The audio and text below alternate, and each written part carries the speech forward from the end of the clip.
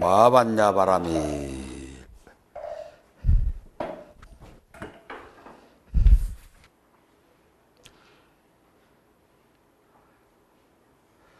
오늘은 강의 2 처음으로 전법교화론 33페이지 사례 4. 부처님께서 어떻게 전법륜 하셨는가 하는 것을 우리가 사례 중심으로 보고 있는데, 부처님은 한마디로 뭘 하셨는가?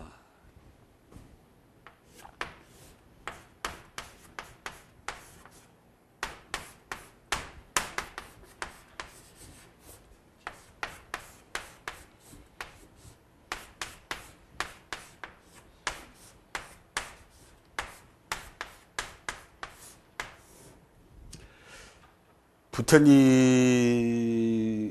뭐 하신 분인가 하는 것을 한마디로 말하라고 그러면은 전법 고행 45년이다. 전법 고행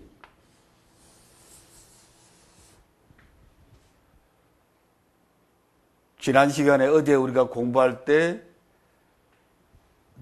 불교의 궁극적인 가치가 뭐냐 도대체. 깨달음이다, 해탈이다, 열반이다, 성불이다, 뭐 한소식 한다, 뭐 자성을 본다, 자기를 바라봅시다, 뭐 등등 온갖 소리들이 많은데 그 궁극적인 목표가 뭐냐, 어떻게 하자는 거냐. 불교는 한마디로 어떻게 살자는 것이냐. 그 궁극적인 가치는 뭐라고 그랬습니까?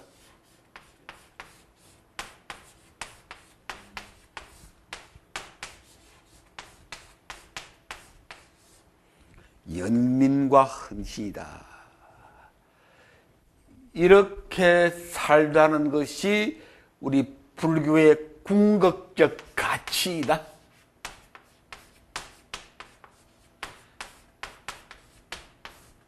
또는 궁극적인 목표이다. 불교 왜 하느냐? 도대체 불교해서 뭐 깨달아서 뭐 하자는 거냐? 도대체 뭐 깨달으면 뭐 머리에 뭐 도끼처럼 뿔이 나느냐? 응? 뭐 깨닫는다. 그리고 뭐 한소식 한다. 그리고 뭐 견성한다. 그리고 뭐 아라한이 된다. 그리고 뭐 말들이 많은데, 또는 해탈한다. 해탈 열반을 이룬다. 도대체 그래서 어쩌자는 거냐, 그래서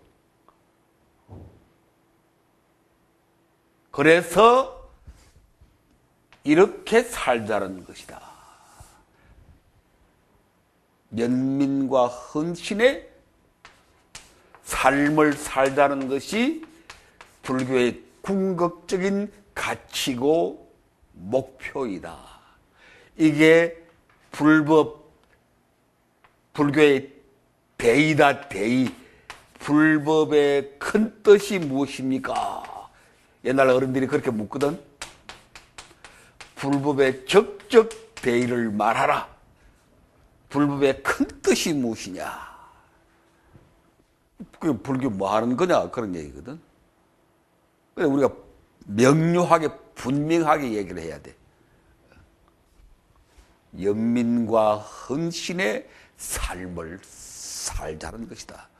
그럼 이건 뭐냐? 이걸 통해서 중생제도,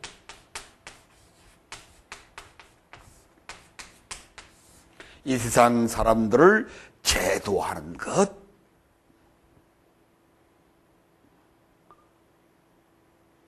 근데 이렇게 연민과 헌신의 삶을 살지 않고서는 중생 제도가 안 되기 때문에 이건 결과적으로 달성되는 것이고, 이걸 달성하는 기본적인 과정은 연민과 헌신의 삶을 살아가는 것이다. 그래서 교리 공부를 하고 경전 공부를 하고 윗바사나를 하고 참선을 하는 거 다 좋은데 그 목표가 분명히 서고 해야 돼. 뭘 하자는 것이냐? 어떤 가치를 추구하자는 것이냐? 어떤 큰 뜻을 가지고 하자는 것이냐? 그 목표가 깨달음. 그렇게 되게 얘기를 많이 하는데 불교 뭐 목표가 뭐냐? 깨닫는다. 근데 그것만 가지고 안 돼. 깨달아서 뭐 어떻게 하자는 거냐 도대체.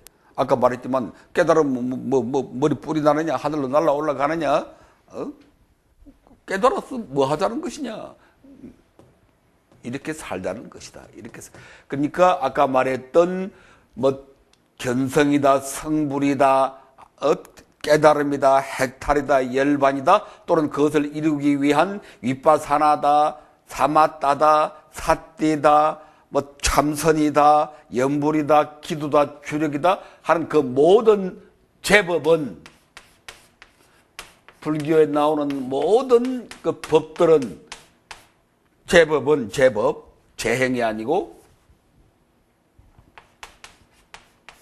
그것은 이러한 가치를 실현하기 위한 하나의 과정이다.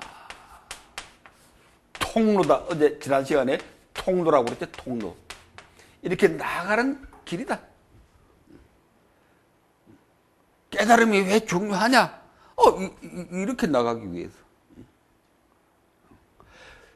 깨닫지를 못하면은 이렇게 못 사니까. 그렇잖아요? 아라한이 초기 불교, 지금 그 남방 불교 그 대단하게 생각하는 그 초기 불교론자들은 그 사람들 목표는 아라한이거든.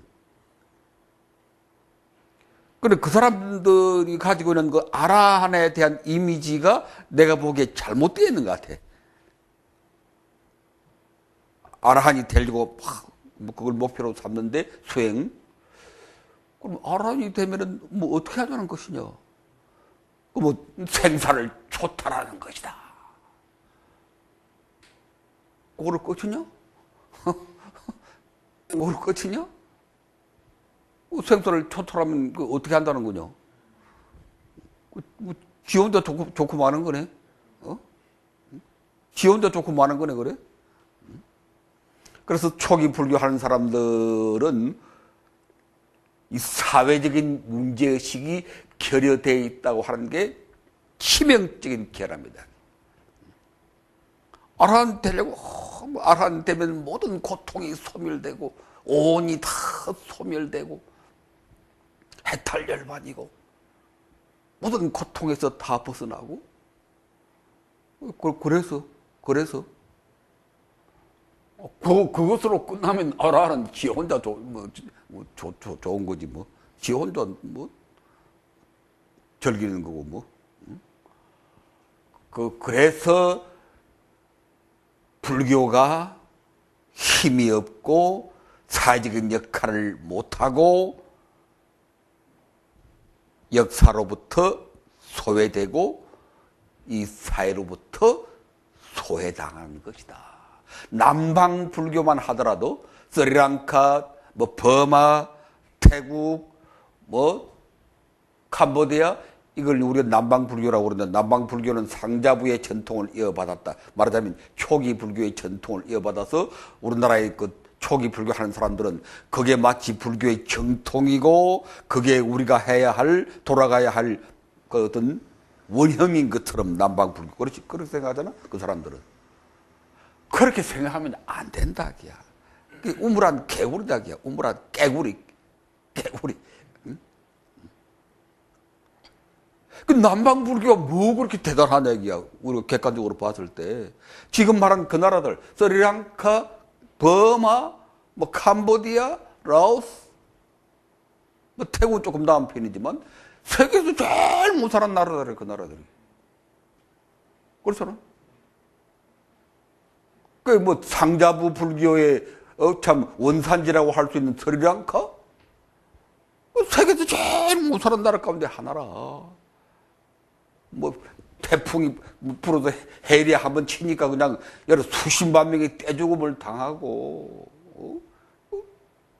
버마도 지금 세계에서 가장 뒤처진, 그리고 오랫동안의 군부 독재, 북한과 비슷한, 도대체 남방 불교가 도대체 그렇게 대단한 거라면 왜 그 스리랑카가 그 모양이고 버마가 그 모양이냐, 이게 도대체. 캄보디아가 그 모양이고 라오스가 그 모양이고, 남방 불교가 대단한 거라고. 그럼 불교가 아직도 지배하고 있는 남방이 왜 그렇게 됐느냐를 깊이 고민을 해봐야지. 그래도 그 사람들은 행복합니다. 그렇게 말할지 모르지. 그건 우물한 개구리고. 그 세상 잘 모르니까 행복합니다. 북한 사람들이 우리한테 행복합니다 그러잖아. 크게 써붙여놨잖아. 우리는 행복합니다. 북한에 그 써붙여놨고 평양에 가보면은 우리는 위대한 수령의 영도 아래 우리는 행복합니다. 그렇게 외치거든. 그게 행복한 거냐 그게? 그렇게 지질이 못 살고 병들어서 일찍 죽고 학교도 제대로 못 가고 시설도 제대로 없고 그 독재나 하고 그게 행복한 거야 그게? 남방 불교 도대체 뭐가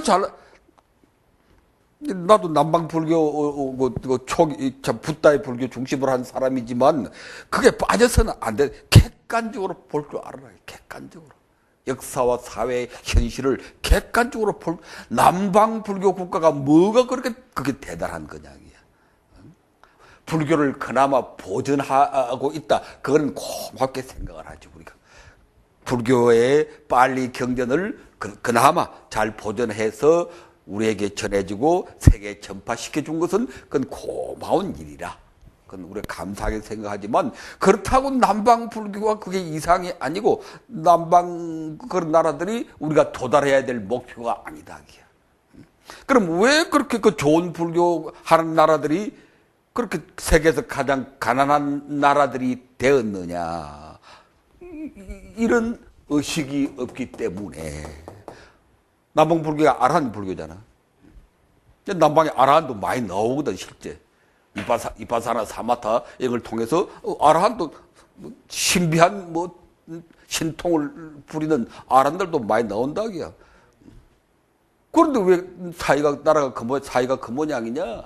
이런 의식이 없기 때문에 이걸 한마디로 말하면 사회적 문제의식입니다. 사회적 문제의식.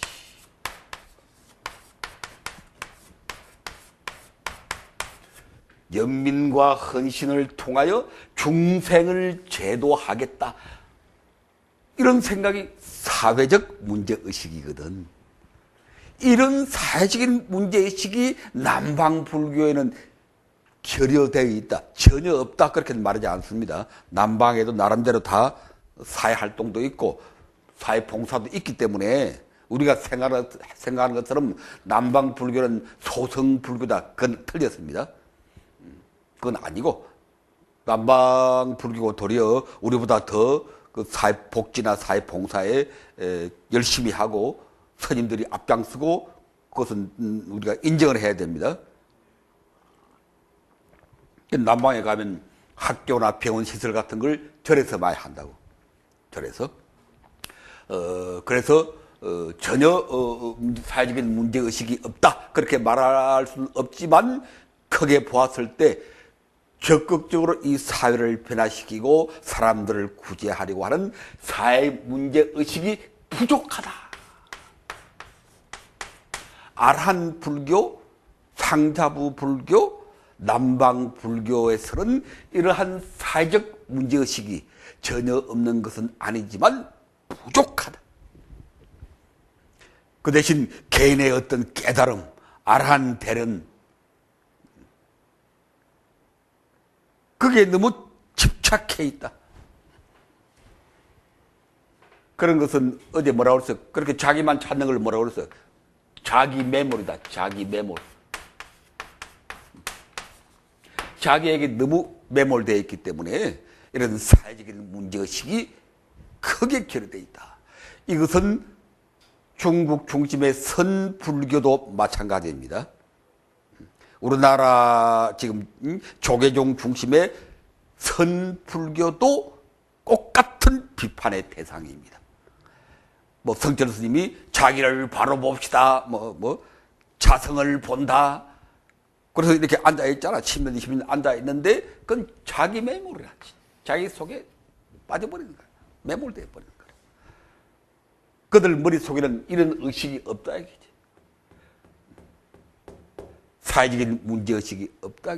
그래서 남방불교나 중국의 선불교나 다 좋은 보배를 가지고 있지만 부처님으로부터 물려받은 그 보배를 잘못 쓰고 있다. 그 가치를 바라지 못하고 있다. 왜 바라지 못하느냐? 사회적인 문제의식이 결여되어 있기 때문에 그렇다. 그러니까 우리 불교의 가장 큰 문제점이 사회적 문제의식이 없는 것이다.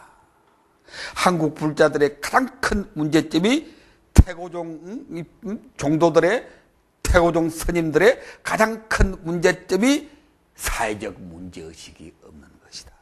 조계종 그 스님들의 가장 큰 문제점이 사회적 문제의식이 없는 것이다. 한국 불교의 전체적인 병폐가 가장 큰 문제가 사회를 바라볼 줄 몰라. 사회를 전제로 해서 수행도 하고 교리도 하고 참선도 하고 해야 되는데 이걸 전제를 하지 않는다. 이걸 전제를 하지 않는다. 그래서 아무리 좋은 삼선법도 여기에 빠지고 만다. 한국 불교의 치명적인, 아니 세계 불교의 치명적인 결함이 사회적 문제의식에 결여 있다. 우리나라 불교만 그런 게 아니고 남방 불교만 그런 게 아니고 세계 불교의 가장 공통된 치명적 결함이 무엇이냐? 사회적 문제의식이 부족하다. 그래서 우리가 어떻게 이 사회적 문제의식을 되찾는가 하는 것이 문제인데, 그걸 되찾기 위해서는 뭘 보라? 부처님의 삶을 보라. 그 얘기입니다. 부다의 삶을 보아라. 아까 말했죠. 부처님은 어떻게 사셨느냐? 전법 고행 45년. 성도한 날로부터. 부처님 성도 몇 년에 했어요? BC? 이 연대를 꼭 알아라고 그랬지. 589년.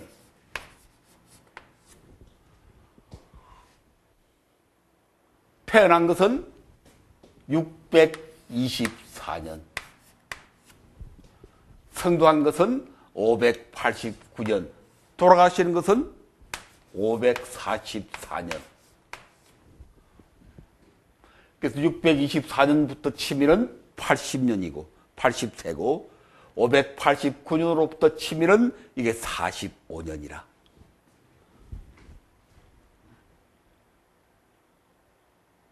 부처님이 대각을 성취하고 실제로 전법륜하기 시작한 게 이때부터니까.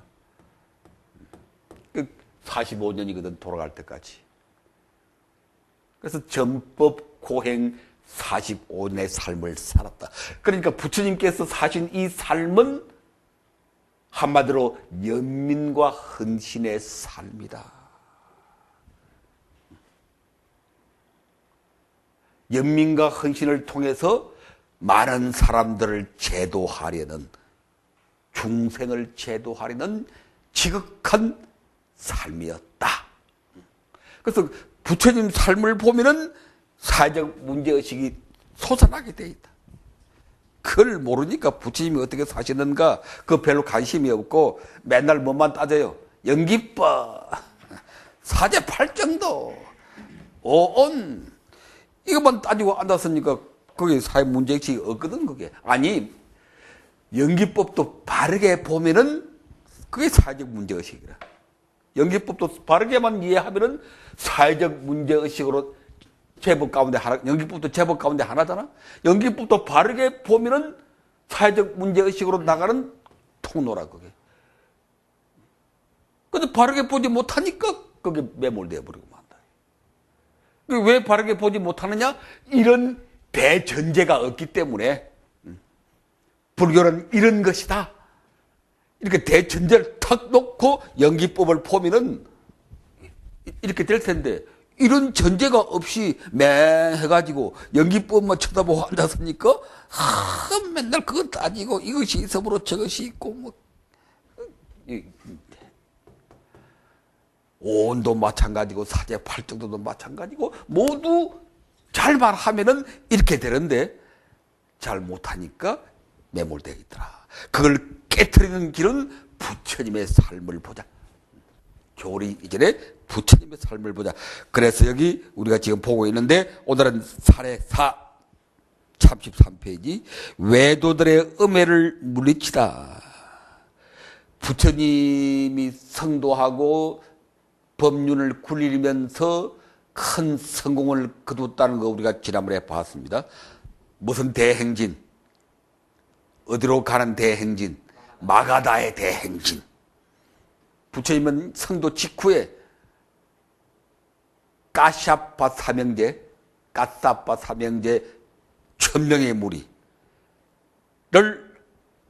조복받고, 요새 말하면 집단 개종을 시키고 그 1000명의 무리를 거느리고 마가다의 서울 라자가하로 향하여 대행진을 시작합니다.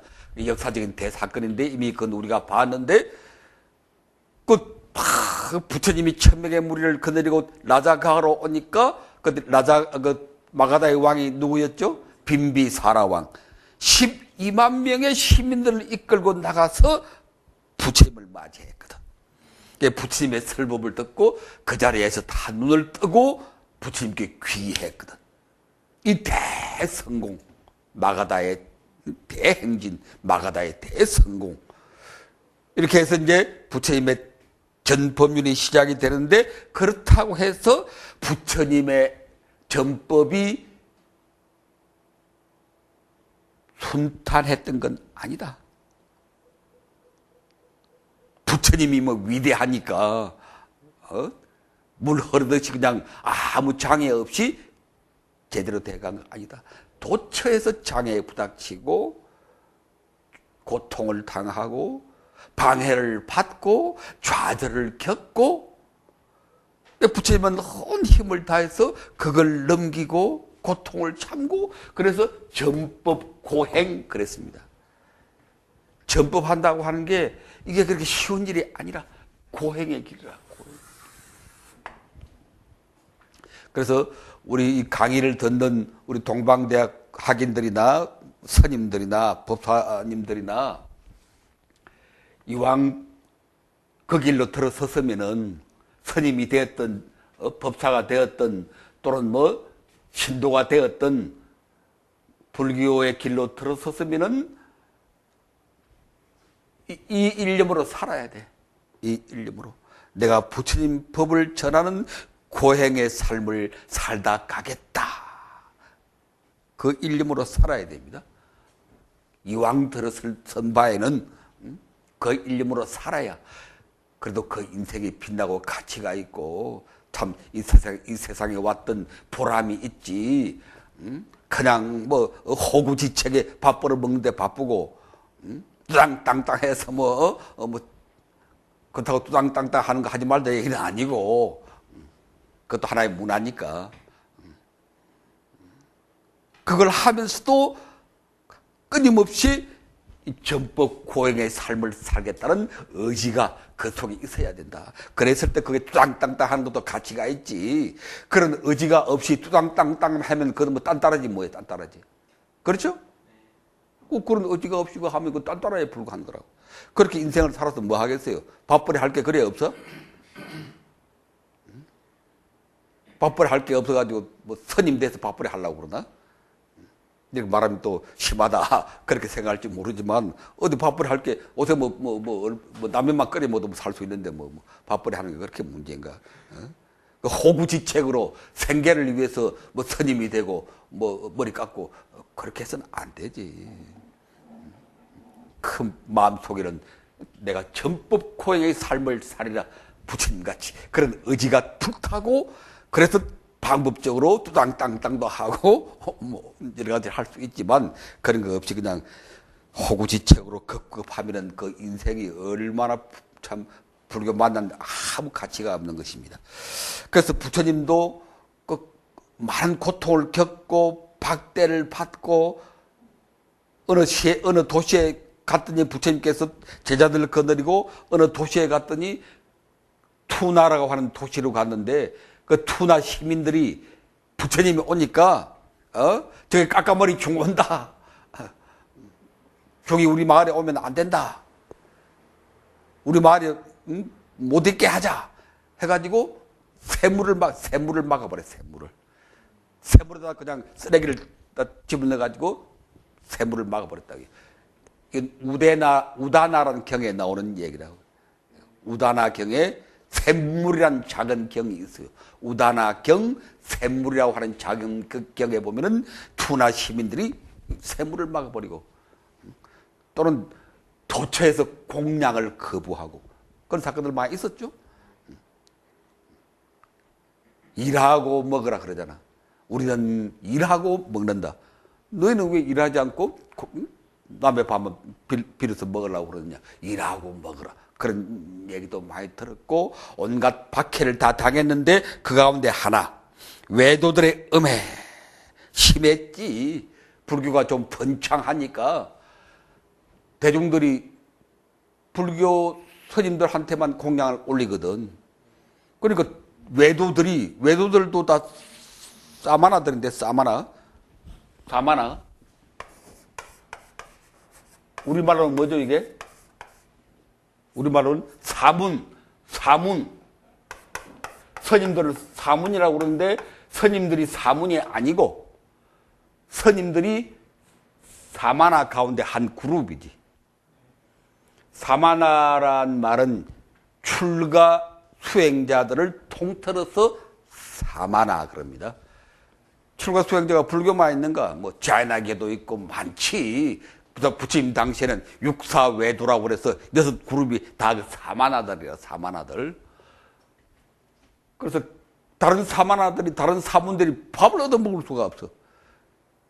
그래서 이 부처님 죽이자 해가지고 이제 업무를 하는데, 사와띠 기원정사에 계실 때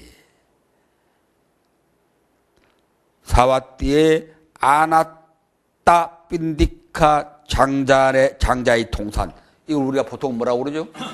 기원정사라고 그러지. 기원정사에 계실 때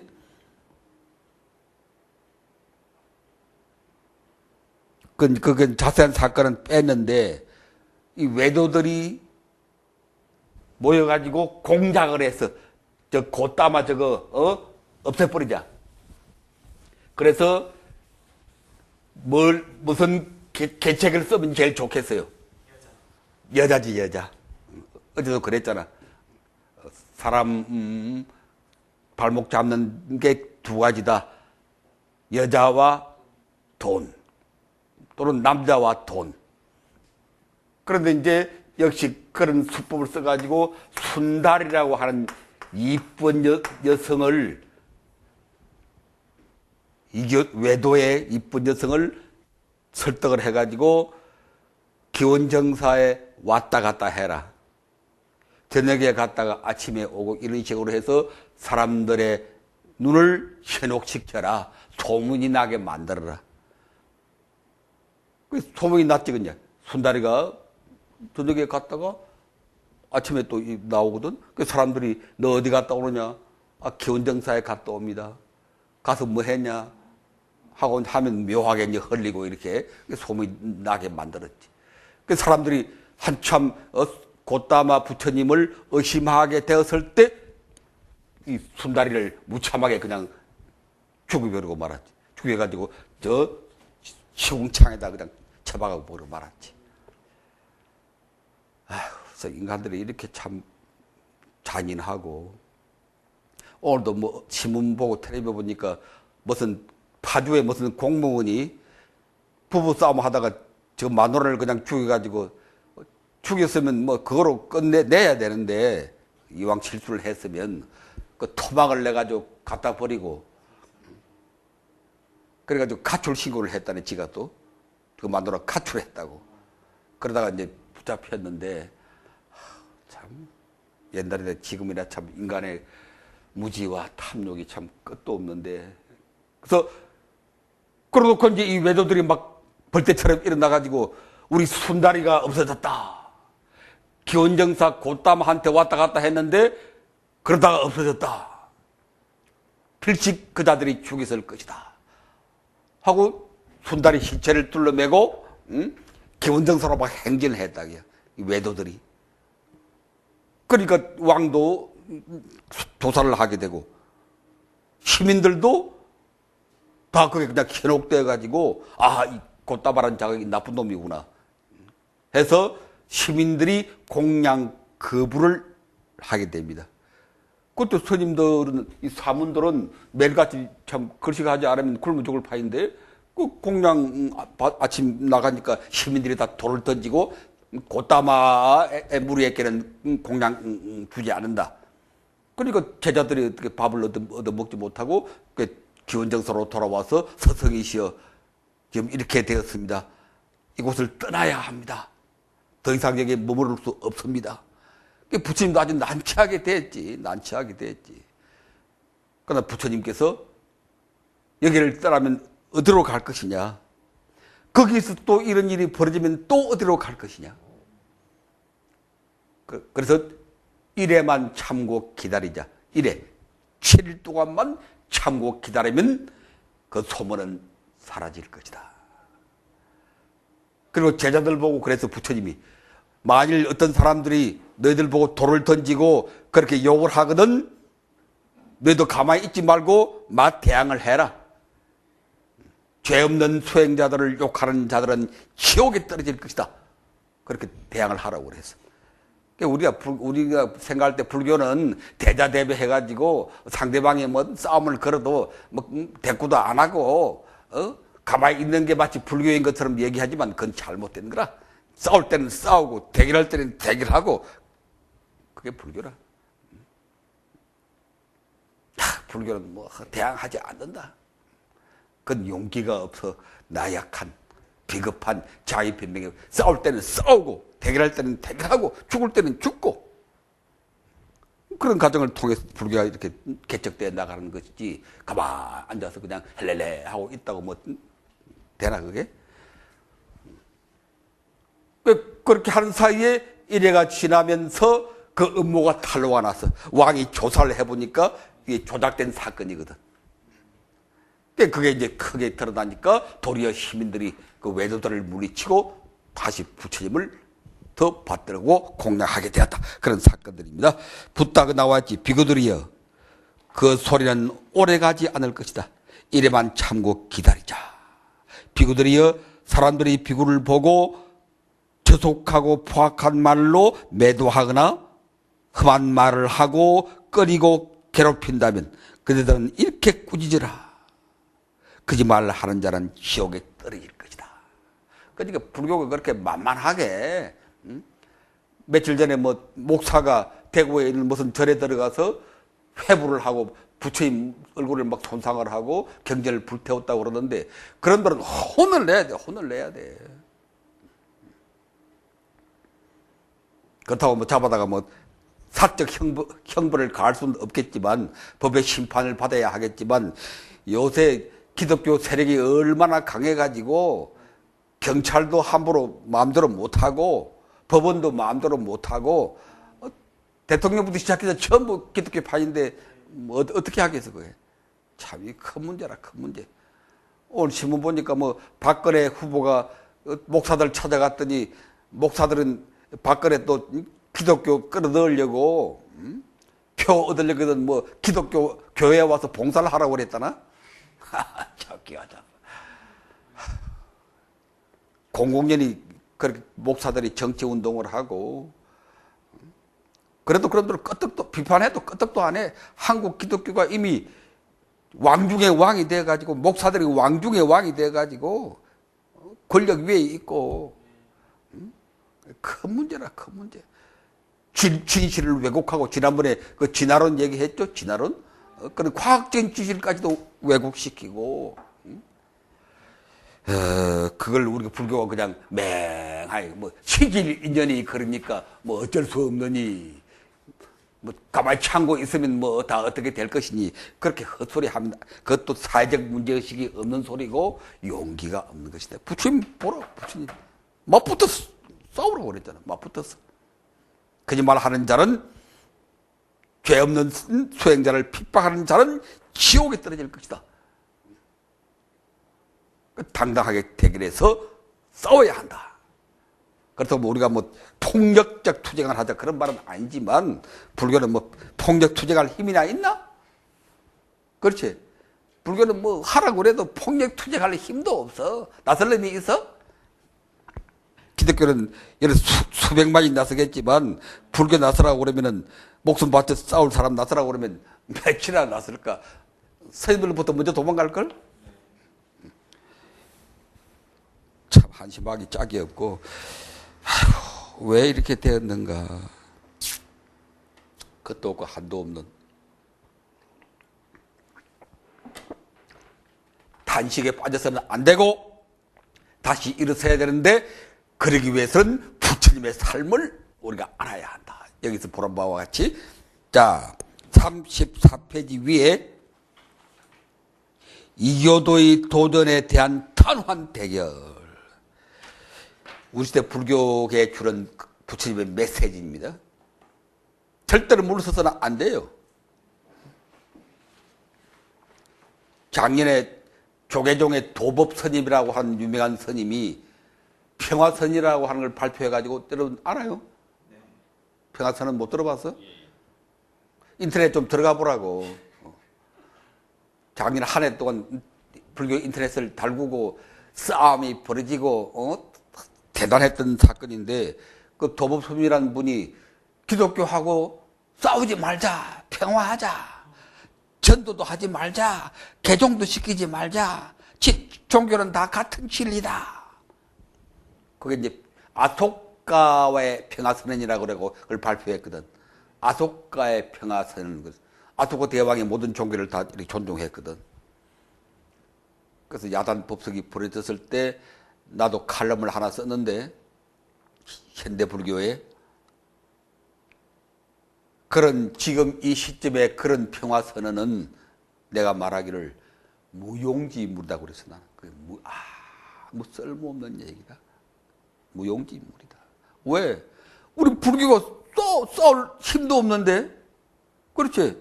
싸울 힘도 없는데 무슨 평화선언이야, 우리 보고. 싸우고 막 이럴 것 같으면 그러지 말자, 평화하자 하겠지만, 저기 쳐들어와도 다 뺏기고 헬렐레하고 이렇게 쳐져 있는데 무력하게 짝이 없는 사람들 보고 싸우지 말자. 그건 완전히 항복하고 죽으라는 얘기와 같은 거지, 그건. 참. 그래서 내가 그랬지. 평화선언 하고 싶거든. 교회나 성당 앞에 가서 하라고 그랬어. 그 사람들 앞에 가서 해라. 그 힘 있는 자들한테 가서 해라. 불교 공격하는 자들한테 가서 싸우지 말자 그래야지. 뭐 힘도 없는 우리 보고 싸우자 그러면, 말자 그러면 도대체 어떻게 하라는 얘기냐. 그래서 반발의 심어가 하니까 그게 흐지부지 되고 말았습니다. 그렇게 해서는 안 돼. 대결하고 회불 세력에 대한 불태전의 파사 현장으로 나가야 한다.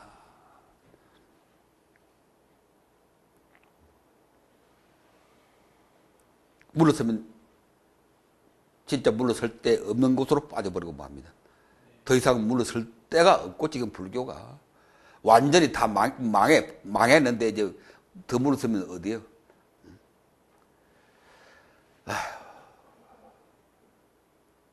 90% 망하고, 불교가 90% 망하고 10%가 남았는데, 그 10%가 뭐겠어요? 남아있는 10%가 뭐 같아, 불교에? 문화재. 불교 문화재. 전통 사찰. 그 이제 중들이 그 전통 사찰 그 팔아서 뜯어먹는 일만 지금 하고 있어. 그렇지? 큰 전통 규제 되려고. 태고종은 뭐 다 뺏기고 뭐 그럴 여지도 없지만은, 저 조계종은 그 좋은 사찰 차지하고 그 주지 되려고 어제 텔레비 났대? 어느 절에 주지 선거를 하는데 본사 선거를 하는데 5억이 왔다 갔다 했대. 5억이. 그래 지난번에 조계종 사건 터뜨린 스님 있지. 성우 스님이라고. 그때 그 노름하는 거 그 터뜨린 그 스님이 또 터뜨렸어. 또 경찰서에 고발을 했더만 5억을 주고받았다. 주지 선거하는데. 남은 건 그것밖에 안 남았어. 우리 불교가 다 망하고 전통 사찰 내려오는 그 돈 되는 그 이제 놓고 이제 중들이 그 뜯어먹으려고 싸우는 것만 지금 남았다. 너무 극단적이라고 평할지 모르지만 실제로 그래. 남은 그것밖에 안 남았어. 남은 거. 차례 5. 부처님께서 또 어떻게 전법하셨느냐. 농부에게 먼저 밥을 주시다. 법구경 203 개송. 알라위 지방에 가난한 농부가 살고 있었는데 부처님께서 천안으로 그 농부가 견성할 때가 다 됐다는 것을 아시고 찾아갔어요. 먼 길을 찾아갔어. 30요자나라고 하는, 요새 우리 식으로 말하면 한번 300km나 그 이상 될 그 먼 길을 찾아갔습니다. 부처님은 먼 길을 그렇게 찾아가서 전도합니다. 초전 법륜 때도 그랬지. 360km를 땡볕을 걸어서 찾아갔잖아. 5 수행자. 이걸 우리가 알아야 돼. 그래서 전법 고행이라. 법을 전하는 게 쉬운 일이 아니라 고통의 길이라. 어느 절에 스님이 말하기를 나는 오른 사람 안 맞고 가는 사람 안 붙잡는다. 그래. 스님들이 가끔 그런 소리 하지. 오른 사람 안 맞고 가는 사람 안 붙잡는다. 지가 뭐지 큰 돈이나 되는 것처럼 아이고 빌어먹을 놈들아. 그게 부처님 법이냐 그게? 응? 찾아가서 안 들으려고 하는 사람 억지로 듣게 만들고 그렇게 하는 게 그게 부처님 법이지. 오는 사람 안 맞고 가는 사람 안 잡는다. 그따위 빌어먹을 생각을 하고 있으니까 쪽박 차고 이제 쪽박 깨질 때가 뭐 이미 다 깨졌지만 부처님이 먼 길을 찾아가서 그 마을에 한 유지의 초청을 받고 이제 아침 공양을 오시 공양을 받고 이제 말하자면 법회를 여는데 농부가 그 소식을 듣고 그 법회에 참석하려고 아침 일찍이 좋은 옷을 갈아입고 나오는데 자기 헛간에 보니까 소가 그냥 밤사이에 도망을 가고 말았어. 농부한테는 소가 살이 미친이거든. 뭐 법회도 중요하지만 소를 찾아야 되니까 이 농부가 그냥 온 산천을 헤매면서 반나절 동안 그냥 소를 찾아 헤맸다. 그 사이에 부처님께서는 공양을 다 드시고 대중공양 하시고 다 물리고 그 다음에 뭘 하죠? 공양 받고 다 물린 데는 뭘 하게 돼 있어? 설법하게 돼 있잖아. 근데 부처님이 딱 정에 들어가지고 사띠에 들어가서 설법을 안 해. 시간이 됐는데. 그러니까 그 모였던 많은 대중들도 부처님 따라서 다 이제 사띠 하면서 정에 들어가서 부처님 말씀하실 때를 기다리는데 부처님이 도통 말씀 안 하시고 고요히 정에 들어 계시더라.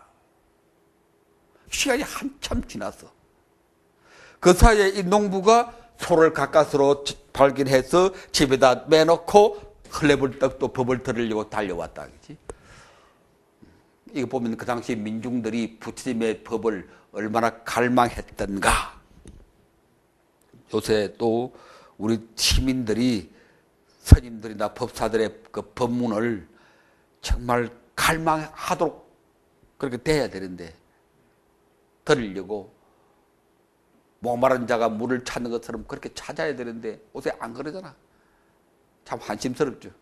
들으라고 해도 안 듣고 왜 이렇게 됐는고. 그래서 그 농부가 이제 그런 갈망을 가지고 흘려벌떡 이제 뛰어왔습니다. 그 지금 조용히 정에 들어있거든. 그 부처님께서 그 농부가 도착하니까 이렇게 불러서 이 앞으로 놓으시오.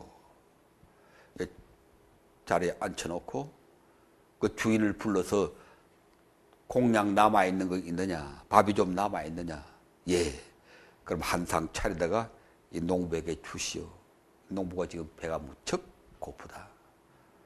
그 농부가 아침도 제대로 못 먹고 반나절 동안 돌아다니고 했으니 시작하기 짝이 없지. 그런 상태인데 부처님이 그걸 아시고 밥을 한 상. 농부가 정말 맛있게 먹었다. 그걸 지켜보시고 이제 부처님께서 드디어 법을 설하시는데 거기에 나와 있습니다. 법구경 203 개송. 이런 사건을 알고 법구경을 읽으면은 새삼스럽게 와 닿지. 새삼스럽게. 자, 같이 한번 읽어봐요. 아니야. 저 농부에게 먼저 밥을 주라. 그 다음, 두를 같이 한번 읽어봅니다. 배고픔은 어떤가는 질병, 오는 어떤가는 괴로움. 지혜로운 이는 이 같은 진실을 알아 어떤가는 행복, 열반을 이루느니. 이런 사건을 모르고 읽으면은 별로 와 닿는 게 없을 텐데 지금 그 사건을 우리가 알고 읽어보니까 배고픔은 어떤가는 질병이다. 부처님께서는 사회적인 의식이 투철한 분이라 배고픈 사람의 그 고통을 누구보다 더 잘 아신다. 부처님은 이 물질을 중시했습니다. 이 물질.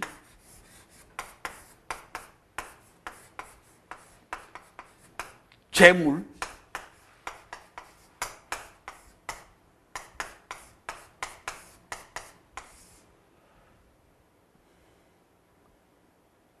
요새 불교는 항상 뭐만 찾아라고 그래요, 뭐만.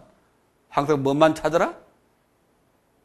스님들이 하는 소리 18번 있잖아. 뭐만 찾아라? 마음만 찾아라, 마음. 스님들 하는 말이 처음부터 끝까지 마음이잖아. 그치? 마음을 찾아야 한다. 마음이 제일이다. 마음을 깨달으면 다 된다. 그 거짓말이라, 거짓말. 그 거짓말이요. 마음 차른다고 배고픈 가라는 사람들의 배가 불러집니까? 그 마음만 찾아서 어떻게 하자는 거예요? 그 배고픈 사람들 보고 마음만 찾으시오. 그래서 깨달으시오. 그게 설법이 되겠습니까? 그게 그 사람들한테 먹혀 들어가겠느냐, 이게야. 배고픈 사람들 앞에, 배고픈 농부들 앉혀놓고 마음 찾으시오.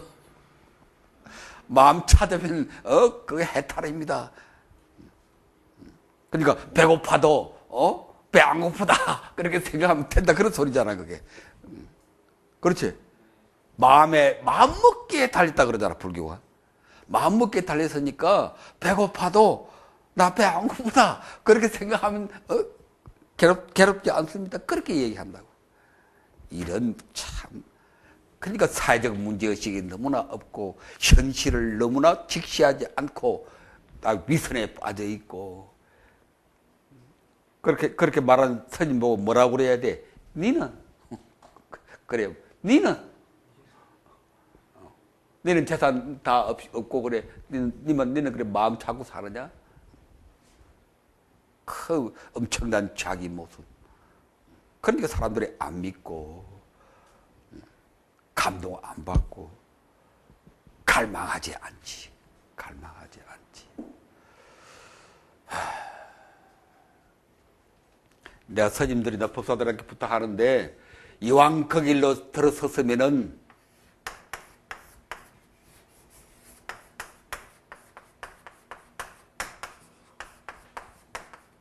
이왕 그 길로 들어섰으면은 외롭고 가난하게 살 마음을 가져야 합니다. 이왕 스님이 되었으면은 이왕 법사가 되었으면은, 뭐, 일반 대중들에게까지는 내 얘기하지 않겠는데, 불교 지도자들, 스님들이나 법사님들이나 교수님들이나 그 불교 지도자들에게만 하는 소리인데, 이 소리는 외롭고 가난하게 살 그런 마음을 가져야 돼.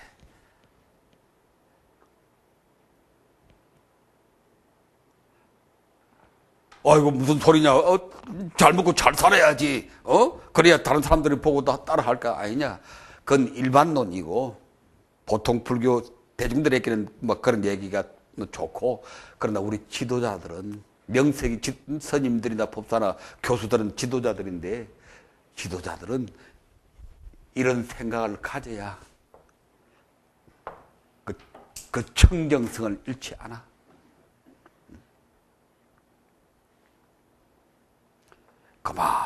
내가 보거든, 내가 지금 한 50년 가까이 불교 현장에 지금도 오고 있으니까, 열심히 하는 분들이 많아. 뛰어난 지도자들이 많아. 정말 감탄하고 칭찬하고 참 그랬는데, 지금 와서 가만 보니까 하나 둘씩 그냥 상처를 입고 이렇게 몰락해 가네. 스님들도 그렇고 제가 지도자들도 그렇고 가슴이 아픈데, 왜 그렇게 상처를 받고 물러가느냐? 두 가지. 뭐 여자와 돈. 사람 절단나게 만드는 게, 평생을 망치는 게 그 두 가지라. 여자와 돈. 내가 잘 아는 그 유명한 지도자가 있는데, 제가 지도자, 참 다 누구라 그러면 다 알고 우러러 보는 그런 사람인데, 최근에 들으니까 더 큰 상처를 받고, 여자와 돈. 여자를 왜 찾느냐? 이런 생각이 없으니까. 외롭게 살 줄 알아야 돼. 뭐 태고족의 경우는 스님이라도 결혼하게 돼 있으니까 뭐 그것까지는 좋다기야.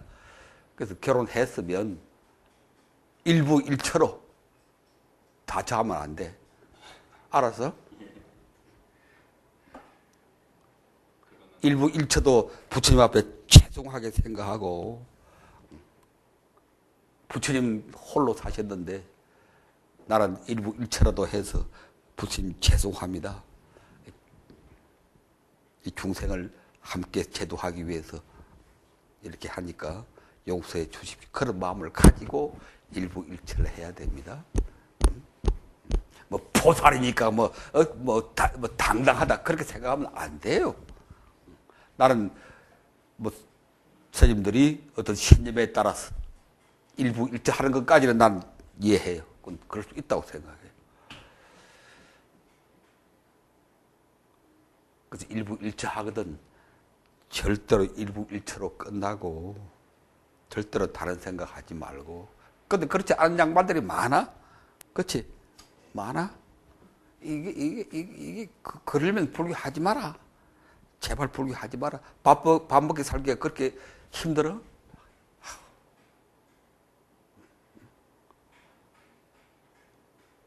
가난하게 살 생각, 요새 밥 못 먹어서 죽는 사람 없으니까, 가난하게 살 생각을 해. 그래야 청정성이 유지가 되고, 그래야 그걸 통해서 부처님의 참 정법이 이어져 가는 것이지. 호의호식 다 하고, 여자들 남자들 다 거느리고, 자기 쾌락 다 찾고, 그게 무슨 청정성이 있고 그게 정법이 깃들겠느냐. 그 스님들이나 법사님들이나 교수님들 이왕 몸 한번 들여놨으니까 금생이라도 좀, 다음 생에는 좀 잘 살도록 생각하고, 금생이라도 좀 외롭게 가난하게, 그래야 대중들이 따라오고 대중들이 우러러 봅니다. 청빈해야, 청빈해야. 이 청빈이라는 말은 그 유가들이 많이 쓰는 말이지만, 또는 기독교, 청교도, 그런 것은 우리가 정말 배워야 됩니다. 그 선비들이 그 가난하게 살면서 그 선비의 지조를 지키고 기상을 지켰던 그런 정신. 또 기독교인들이 그 가난하게 살면서 미지의 대륙을 개척해 나가는 그런 정신은, 그 청교도 정신은 우리 불교가 마땅히 배워야 하고, 그게 불교의 본래 정신이지. 그걸 불교에서는 뭐라고 그러냐? 그게 탁발 정신이라, 탁발 정신. 이게 다 불교에서 나온 거라. 부처님도 평생 45년을 탁발하며 살았잖아, 부처님도. 그렇죠? 출가 이후부터는, 그러니까 여기 6년을 더 보태야겠네. 그러니까 51년을 부처님은 출가 이후 6년 고행하고 깨달아서 45년이니까 합치면 51년이네. 부처님은 51년 동안 오로지 탁발하며 살았다. 그렇게 가난하게, 그렇게 청빈하게 살았다. 그러니까 대중들이 세존이시여, 세존이시여 그랬다고. 괜히 스님이라고 품담다고 우리 스님이시여, 스님이시여 그러기를 바라고 삼배하기를 바라고, 그거 안 되는 거라. 부처님은 그렇게 사시니까, 그것도 왕자 출신이, 가티아 출신이 그렇게 사니까 얼마나 우러러 보여, 그게. 얼마나. 그러니까 사람들이 모이고 그 목소리를 갈망하고 그랬다고요. 부처님은 이 세상을 너무나 잘 아시고 현실의 고통을 너무나 잘 이해하시고, 배고픔이 어떤가는 질병이다. 자기도 겪어봤거든. 6년 동안에 마지막 단계 단식했잖아, 단식. 그 고통, 또 밥을, 걸식을 얻어먹지 못하고 굶을 때도 많았거든, 부처님은. 성도 이후에도 다니면서 밥을 못 얻어먹은 때가 많아. 누구보다 잘 알고, 오는 어떤가는 괴로움이요. 이걸 해석하자면, 좀 쉬어? 좀 쉬었다. 어떤가는 괴로움이다. 이것도 해설하려면 참 중요한 문제인데, 이 오온에 대해서 언제 한번 얘기를 했던가? 오온의 1학기 때? 오온? 이 오온 문제는 워낙 중요한 문제이기 때문에 다음 한번, 이 오온이 어떤 거는 괴로움이라는 게 이게 무슨 단순한 얘기가 아닙니다.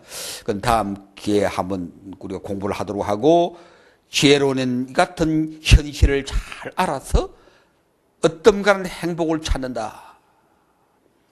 배고픔은 어떤가는 질병이고, 오는 어떤가는 고통이고, 그럼 최고의 행복은, 어떤가는 행복은 무엇이냐? 열반이다.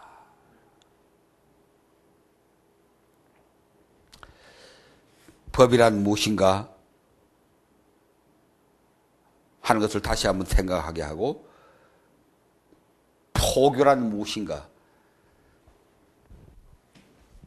이 물질이란 말 썼지만, 이 전법도 포교도 현실적 욕구를 긍정해야 됩니다. 하고 이걸 실현시키도록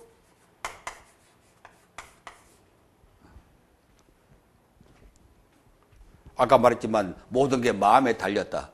가난해도 마음만 잘 먹으면 고통스럽지 않다. 그런 식으로 해서는 안 되고, 배고픈 농부들에게는 뭐가 법입니까? 밥 한 그릇 주는 것, 그게 법이라. 병든 사람들에게 찾아가서 마음만 잘 먹으면 고통스럽지 않습니다. 그렇게 해봐도 그건 아무 도움이 안 되고, 병든 사람들에게는 뭐 하는 게, 약을 한 대 지어주고, 아니면 옆에서 위로를 해주고 간병을 하는 그것이 법이다. 그지? 법이다. 말로 하는 것은 그건 극히 일부에 지나지 않는 것이다. 말로 하지 마라. 법을 말로 하지 마라. 현실적인 욕구의 긍정과 실현, 이걸 통해서 법을 전파해야 된다. 불교의 큰 취약점이 현실을 인정하지 않고 돈이면 다냐 맨날 그 소리 하고, 그지? 욕심을 부리라 맨날 그따위 소리나 하고,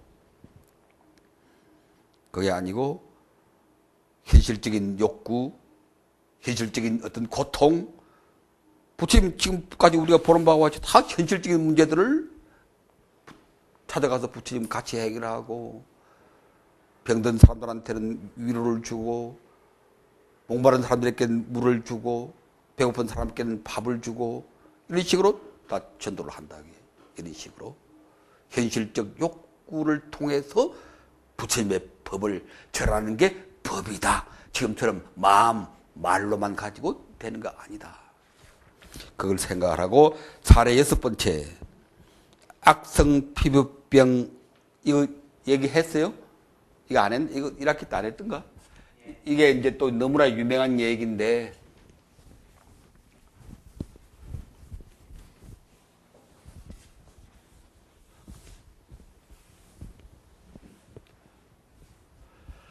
이 얘기는 다음 시간에 내가 이걸 시나리오로 만들어 놓은 게 있거든. 입체낭독 하도록. 다음 시간에 입체낭독 하려면 한 4사람은 필요한데, 하여튼 한번 입체낭독을 해서, 이건 너무나 유명한 이야기라서 그때 한번 보도록 그렇게 하겠습니다. 자, 이렇게 해서 이제 이런 과정을 거쳐서 전법 고행 45년을 사셨고, 34페이지 밑에 다 붓다의 마지막 전법 행지. 그걸 뭐라고 그랬습니까? 마하, 파리, 니빠나, 숫다. 숫다라는 말은 틀렸습니다. 그건 산스크리트고,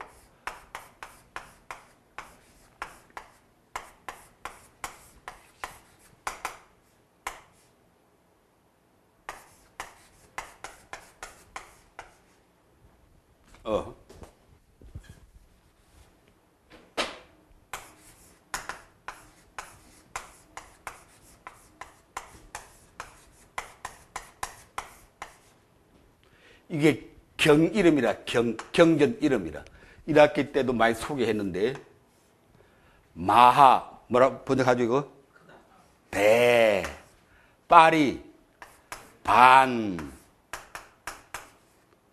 니빠나, 열반,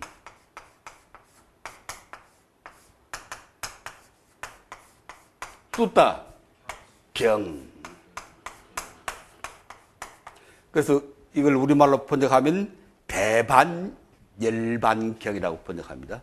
원 제목이 마하파리 니빠나 숫다 대반열반경.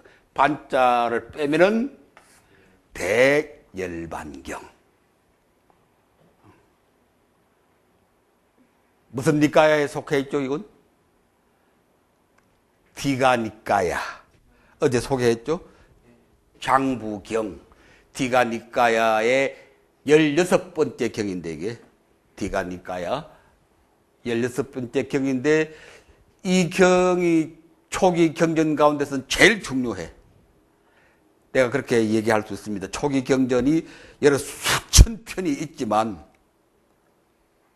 아니 수만 편이라고 그래야겠네. 쌍유따 니까야만 하더라도 8천 몇 개의 경이 실려 있으니까 다 합치면 많이 넘겠는데, 그 만여 편의 초기 경전 작은 경 가운데 가장 중요한 거 하나를 꼽으라고 그러면 나는 이 경을 꼽는다. 대반열반경. 이 경은 부처님이 돌아가시는 과정을 비교적 사실에 충실하게, 어떻게 해서 이런 경전이 남아있는지 참 고맙고 다행스러운데, 그래서 여러분들이 초기 경전 그러던데, 뭐 수단이 봤다, 뭐 법구경, 그러다 다 중요하지만 이거부터 먼저 읽어라. 대반열반경인데, 이 경이 디가니까야라고 하는 큰 경집 속에 들어있기 때문에 이걸 보려면 그 큰 경집을 사야 되니까 그게 좀 부담스러운데 딱 단근으로 된 게 있긴 있어요. 딱 이만큼 작은 경으로 되어 있는데 민족사 출판사 민족사에서 나온 단근으로 된 붓다의 마지막 여로. 근데 1학기 때 소개했어요, 이거.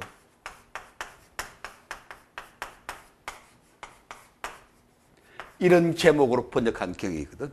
붓다의 마지막 여로.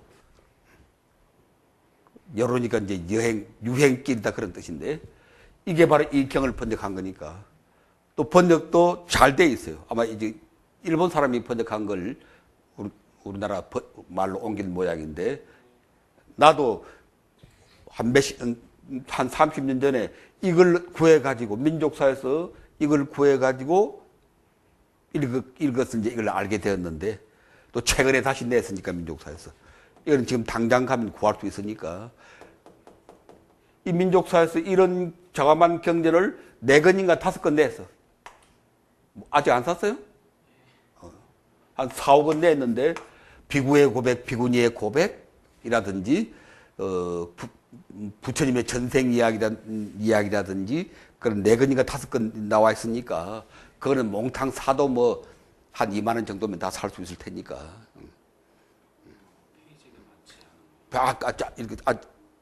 간단하게 돼 있어. 사이즈도 작고. 그렇죠. 휴대하기 쉽게 돼 있으니까. 이런 좋은 경은 정말 빨리 오늘 당장 가서 사야 됩니다. 그 경에 근거해서 부처님이 마지막 어떻게 가시는가. 참고 문헌은 법정스님이 번역한 불타석가모니. 뭐 법정스님 저서로 유명한 책이니까 이것은. 그리고 또 무슨 책이 또 좋아요. 룸비니에서 구시나가라까지. 또 겸해서 1학기 때 봤던 초기 불교 개척사. 거기도 나와 있지. 부처님 마지막. 거기도 잘 요약이 돼 있으니까. 뭐 특별히 다른 책은 살 것도 없고, 초기 불교 개척사. 그걸 보면은, 이게 한 창으로 따로 나와 있으니까, 그걸 읽으면 되고, 경전은 민족사에서 나온 거, 이거 사면은 될 테니까, 그게 근거해서, 이제 마지막 과정을 간단히 정리를 해 보는데, 1. 전법륜의 고행 45년, 전법 고행 45년, 최후의 행진이다. 어디서 출발하는 거 하니? 라자가하. 마가다, 서울 라자카로부터 출발해서 어디까지? 구시나가라까지. 부처님의 전 생애는 어디부터 어디까지요? 부처님의 전 80생애는 룸비니에서 구시나가라까지. 근데 마지막 유행길은 라자카로부터 구시나가라까지. 이거 길게 잡으면 한 1년쯤 되고, 정확히 지금 잘 모르지만, 짧게 잡으면 한 6, 7개월 정도 되는 그 과정을 지금 가는 거라고, 부처님께서.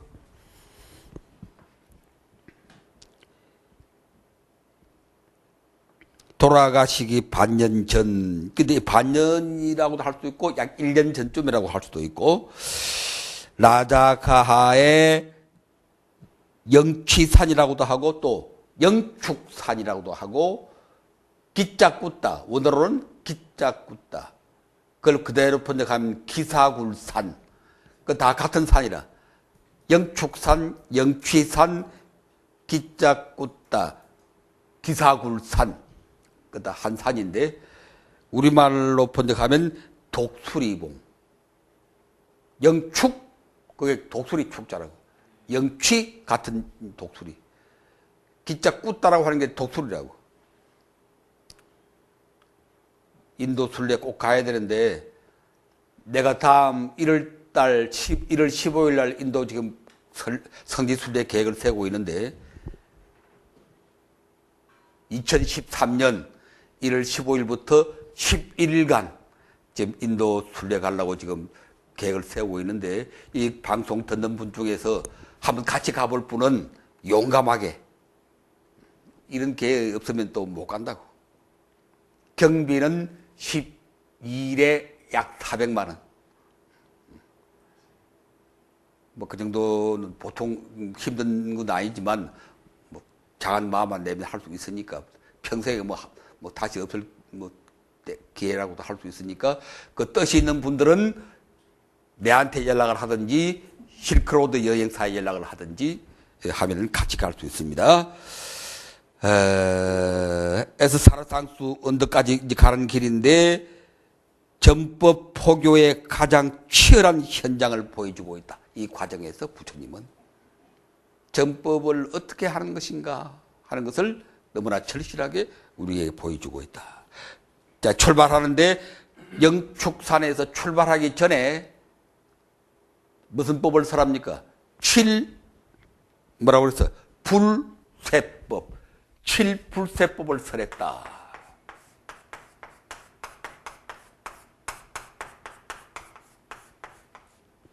지금 뭐 자세히 말할 겨를은 없는데, 부처님이 지금 떠나려고 준비를 하고 있는데, 마가다국의 대신이 찾아와서 왕이 보냈습니다.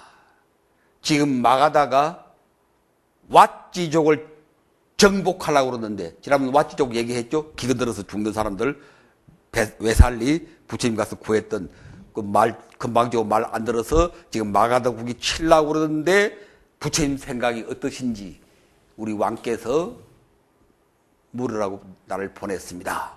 그러니까 부처님께서 그 말씀을 듣고 7가지 쇠망하지 않는 법을 설해서, 대신 그 왕의 사신을 옆에 앉혀놓고 아난다 스님하고 주고받는 식으로, 아난다여, 나는 이전에 외살리 산다다 영지에서 왓지족 사람들에게 7불세법을 설한 바가 있다. 왓지족이 이러한 7가지 가르침을 지키고 있는 한 왓지족에게는 번영이 기대될 뿐 쇠망하지 않으리라. 이렇게 얘기를 하고 하나씩 물어. 아난다한테, 아난다여, 왓지족이 이러이러한 법을 지금도 잘 실천하고 있다고 들었느냐? 그러니까 아난다가 예, 그렇게 들었습니다. 그렇게 얘기하니까 부처님께서는 그렇다면 왓지족은 번영할지언정 쇠망하지 않을 것이다. 또 2번째, 3번째, 4번째, 5번째, 6번째, 7번째 다 물어서. 그러니까 아난다가 다 그렇다고 얘기하거든. 그러니까 부처님 마지막에 그렇다면은 왓지족은 번영할지언정 쇠망하지 않을 것이다. 그 결론을 딱 내렸어. 그게 대답이라. 침략하란 말이요, 말란 말이요. 말한 말이지. 그걸 간접화법으로 하지 마라. 그렇게 말하면 또 반발할 테니까 그런 식으로 간접화법을 통해서 왓지족이 지금 이렇게 7불세법을 잘 지키고 있는 한 너희 가도 안 된다. 그러니까 하지 마라 그런 얘기지. 그래서 이것은 다르게 보면은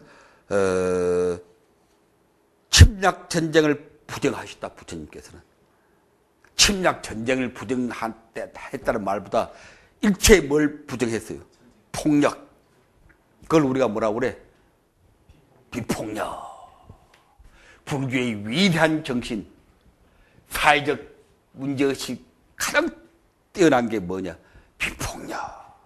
그걸 원어로 뭐라고 그래요? 원어로 아힝사. 사회적 문제의식, 이 사회를 구제하자 그러니까 사람들이 막막해가지고 어떻게 사회를 구제합니까? 우리가 불교가 뭐 돈이 있습니까? 뭐 그러던데, 우리가 뭘로서 이 사회를 구제해야 되느냐? 제일 첫째가 비폭력의 담마를 우리가 선포해야 됩니다. 지금 인류살은 뭐로 얼룩져 있어요? 피로 얼룩져 있다. 그렇지? 인류살은 유사일에 원시 이래 인류사는 피로 얼룩져있다. 지금까지.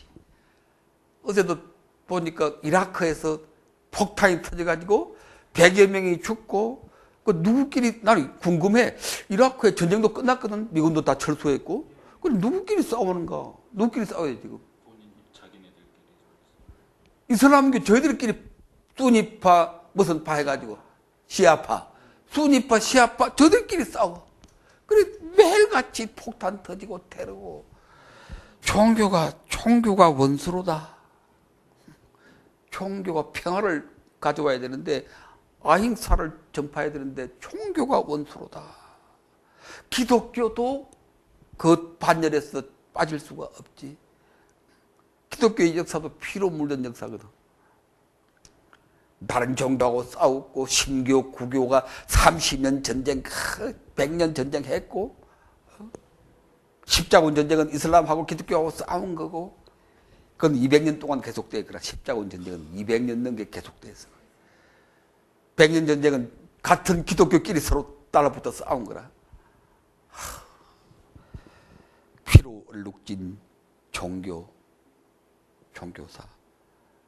불교만이, 아까 뭐 남방 불교 좀 가혹하게 평가했지만, 그래도 남방 불교가 전쟁하지 않고 큰 폭력을 행사하지 않고 아행사의 전통을 이어온 것은 높이 평가할 만하다. 그것은 높이 평가할 만하다. 그래서 우리가 이 사회를 위해서 공헌할 게 뭐냐? 첫째가 비폭력이라, 비폭력. 지금 아까 토막살인 얘기했지만 가정도 완전히 폭력으로 무너지고, 어린 아이들도, 여자아이들, 초등학교도 못 들어간 그런 아이들 그 폭력이잖아. 성폭력이라고 그러잖아. Sex violence. 성폭력이거든. 옛날에는 뭐 강간이다 뭐 그런 말 썼는데, 요새는 성폭력. Sex violence. 성.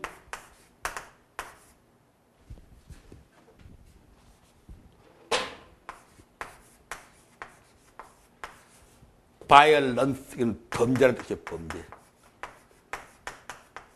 폭력이라는 뜻이에요, 폭력. 성폭력. 그래서 우리 스님들이나 법사님들이나 교수들이 프레카드를 들든지 전단지를 들든지 나서서 우리 시민들을 설득을 하고 바른 길을 가르치고 부처님법을 그런 의미에서, 불교 믿듯이 해봤자 믿을 사람 아무도 없으니까 아잉사의 법을 전파하면은 우리 사회가 받아들일 수가 있는 것이다. 국제적으로도 남북 간에도 물론이고, 일본과 독도 문제도 물론이고, 비폭력.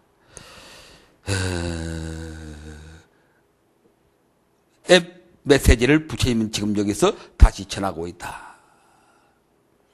그래 놓고 그 일대에 있던 라자가 근처에 있던 출가성들을 다 불러 모았습니다. 이제 떠나기 전에 스님들 쭉 모아놓고 상가가 세망하지 않는 7가지 법을 설했어요. 의미 깊지. 어떻게 하면 우리 성가가 세망하지 않겠는가. 그 중에 하나만 예를 들어놨는데, 한 줄로 서라. 의미심장하죠, 이게. 한 줄로 서라는 건 뭘 강조하는 거예요, 이게?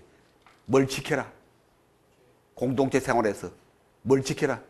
질서를 지켜라지, 질서를 지켜라. 공양할 때나, 탁발할 때나, 뭐 대중공사 할 때나 한 줄로 서라. 이미 정해진 법도에 따라 행동하라. 새로운 법을 만들지 말라고 그랬습니다, 부처님은. 이미 정해진 법이 정해진 게 법도가 정해져 있으면은 그거 충실히 지켜라. 그러니까 요새 종단 보면은 어느 종단을 불문하고 매일 새로운 종법을 만들지? 만들고 바꾸고 만들고 바꾸고. 그러니까 이게 하나도 지키지를 않는다. 그게. 만들고 바꾸고 만들고 바꾸고. 그러지 말고 부처님은 새로운 거 만들지 말라고 그랬어. 내려온 법도를 잘 지키라. 세 번째 뭐라고 그랬어요? 장로 어른을 공경하라. 정말 경청해야 돼. 성가가 번영하려면, 우리 불교가 번영하려면 장로들과 어른들을 공경해야 돼. 요새는 전부 무너져. 큰 스님도 없고 장로 스님도 없고 니나 내라 막 먹자. 뭐 종에서 1대1이다. 한 표씩이다. 종에 싹 없애버려야 돼요. 망치는 거라 그래. 종의 대신에 뭘 만들면 되는 거 하니? 원로회의를 잘 만들어요. 원로회의. 그것도 잘 만들어야지. 원로회의를 잘 만들어서 거기에서 모든 문제를 결정하도록 그렇게 해야 됩니다. 네 번째, 욕심 부리지 말라. 그건 말할 나위도 없고 숲 속에서 살아라. 아까 말했던 뭘 강조한 겁니까? 청빈. 이건 스님들 보고 비구성들에게 하는 얘기니까 우리 보살성들하고는 조금 다를 수 있는데, 그래서 근본 정신은 청빈하고, 아까 뭐라고 그랬어요? 외롭게 가난하게 살아라. 굶어 죽지 않는다. 그런 뜻이고, 동료를 존중하라. 절대 헐뜯지 말고 동료를 존중하라. 마지막에 뭐라고 그랬습니까? 자주 모여서 토론하라. 이거 뭘 건장한 거예요? 대중공사. 절대 혼자서 독단으로 정하지 말고 대중들이, 이 봉사 같은 봉사 대중들이 몇십 명 있잖아. 딱 모여서 거기서 원만하게 토론해서 정해야지. 며칠 근위자들이 모여서 일방적으로 해놓고 따라오라. 그런 것은 부처님 법이 아니고 그건 세망의 법이다. 너무나 경청할 만한, 여기까지. 이렇게 하면은 우리 성가가 길이 빛날 것이다. 여기까지. 7가지만 있어도 모두 다 되고 말고, 다 되고 말고. 예. 마반야 바라.